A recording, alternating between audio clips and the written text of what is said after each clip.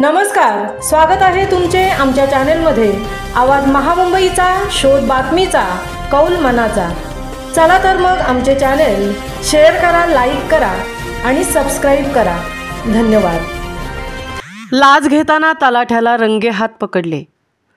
जमीन मिळकतीवर वारस नोंद करण्यासाठी भालगाव सजा कार्यालयातील तलाठ्याला 10,000ची लाच स्वीकारताना लाचलुचपत प्रतिबंधक विभागाने रंगेहात पकडले।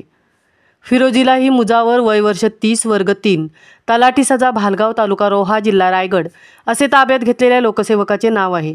मौजे कांडणे येथील शेतकरी अनिल कुमार गर्ग यांच्या मृत्यूनंतर त्यांच्या नावे असलेली जमीन मिळकतीवर वारस नोंद करण्यासाठी त्यांच्या पत्नीने आवश्यक त्या कागदपत्रांसह अर्ज तलाठी कार्यालयात सादर केला होता।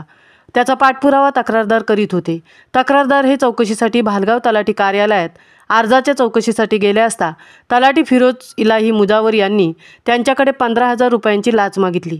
याची तक्रार त्यांनी लाचलुचपत प्रतिबंधक विभागाकडे केली होती।